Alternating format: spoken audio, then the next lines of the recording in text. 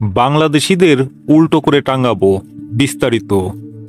বাংলাদেশের পররাষ্ট্র মন্ত্রণালয়ের এক সংবাদ বিজ্ঞপ্তিতে বলা হয়েছে, সম্প্রতি ভারতের ঝাড়খণ্ড সফরে গিয়ে ভারতের কেন্দ্রীয় স্বরাষ্ট্রমন্ত্রী অমিত শাহ বাংলাদেশি নাগরিকদের নিয়ে অত্যন্ত অশোভন মন্তব্য করেছেন।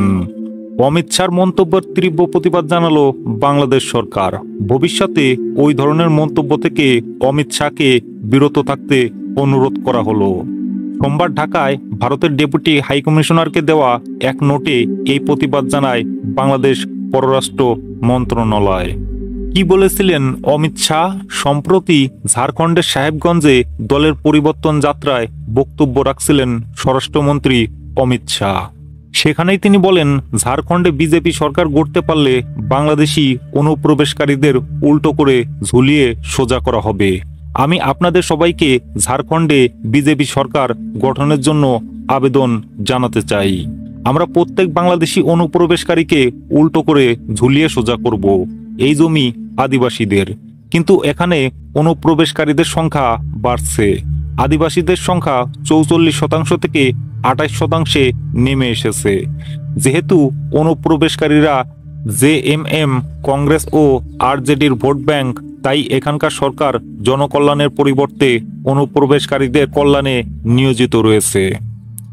এ বিষয়ে বাংলাদেশের পররাষ্ট্র মন্ত্রণালয়ের এক সংবাদ বিজ্ঞপ্তিতে বলা হয়েছে, সম্প্রতি ভারতের ঝাড়খণ্ড সফরে গিয়ে ভারতের কেন্দ্রীয় স্বরাষ্ট্রমন্ত্রী অমিত শাহ বাংলাদেশি নাগরিকদের নিয়ে অত্যন্ত অশোভন মন্তব্য করেছেন।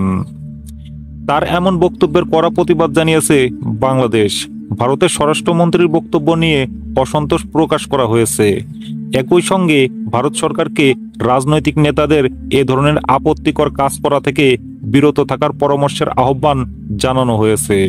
পররাষ্ট্র মন্ত্রণালয়ের বিজ্ঞপ্তিতে উল্লেখ করা হয়, প্রতিবেশী দেশের নাগরিকদের বিরুদ্ধে দায়িত্বশীল অবস্থান থেকে আসা এই ধরনের মন্তব্য দুটি বন্ধুত্বপূর্ণ দেশের মধ্যে পারস্পরিক শ্রদ্ধা ও বোঝাপড়ার মনোভাবকে ক্ষুণ্ণ করে।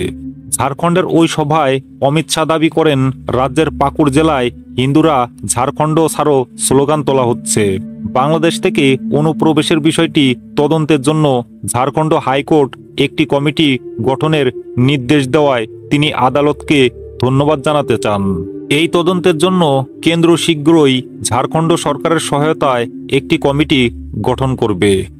নিউজ সূত্র জি 24 ঘন্টা, 23 সেপ্টেম্বর 2024।